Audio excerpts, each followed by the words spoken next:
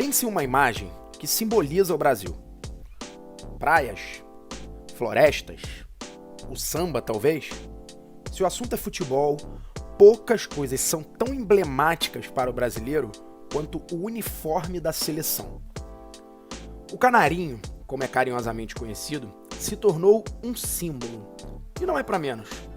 Com ele, o Brasil conquistou 5 Copas do Mundo e outras dezenas de taças. Entre dribles, troféus e passeatas, a camisa da Confederação Brasileira de Futebol ganhou significados ainda maiores até para quem, digamos, usa a política de uma forma pouco esportiva. Mas muito antes disso tudo, outra cor predominou por quase 5 décadas nos uniformes dos jogadores brasileiros: o branco. E como surgiu o canarinho nessa história? É exatamente isso que nós vamos ver agora.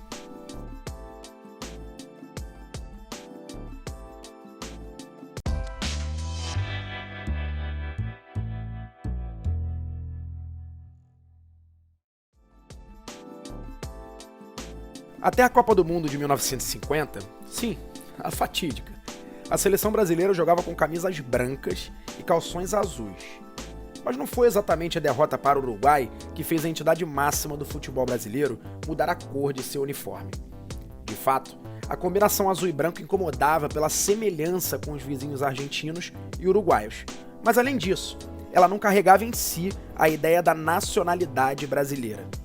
Por isso, em 1953, o jornal carioca Correio da Manhã, em parceria com a Confederação Brasileira de Desportos, órgão que deu origem à CBF, que conhecemos hoje, criou um concurso para definir os novos uniformes da seleção, incluindo camisas, calções e meias.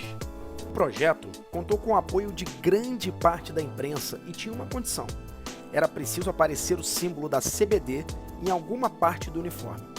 Cerca de 300 pessoas se inscreveram no concurso, e o vencedor foi o desenhista gaúcho Aldir Chili. Só que havia um pequeno detalhe: nem o próprio concorrente sabia que havia ganhado o concurso. Isso porque a imagem de seu desenho foi estampada nos jornais, mas sem ter sequer o seu nome. Corrigido o erro, Aldir ganhou o equivalente a R$20 mil em um estágio no Correio da Manhã, no Rio de Janeiro, onde pôde conviver com figuras clássicas do jornalismo da época, como Nelson Rodrigues, Antônio Calado e Milor Fernandes.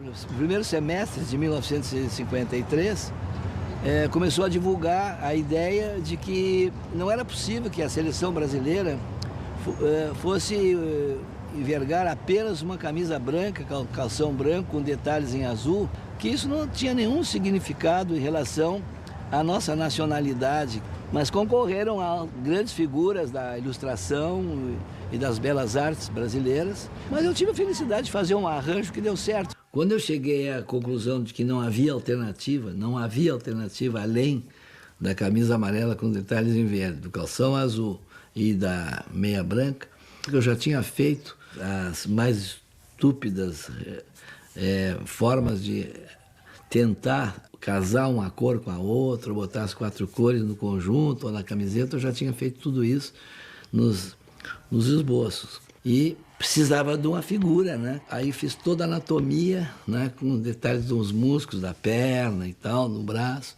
Botei um cara de bigodinho, que era o típico jogador da época, né? Com o Maracanã ao fundo. Tudo isso em sépia, com pincel, com tinta quase sem água. Saltou a figura do jogador. E ficou tudo em branco, né? Camisa, calção, meia. Aí eu trabalhei com as tintas puras, né? O amarelo ouro, o verde bandeira, o azul cobalto.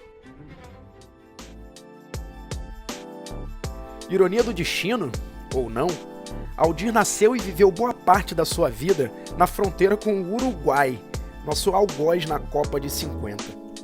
O primeiro jogo foi em Santiago, na vitória contra o Chile pelas eliminatórias da Copa de 1954. O primeiro título com a amarelinha veio apenas em 62, já que em 58 a seleção jogou a final de azul, pois a Suécia também vestia amarelo. Com o tempo, o uniforme foi ganhando muita, mas muita popularidade. Vestiu outras copas, virou produto de marcas bilionárias e se tornou um símbolo nacional. muito além das 4 linhas. Décadas depois, Aldir foi perguntado se a seleção deveria mudar de uniforme mais uma vez e não hesitou em escolher a nova cor. Marrom. Acho que tem que ser camisa marrom, calção marrom e meia marrom.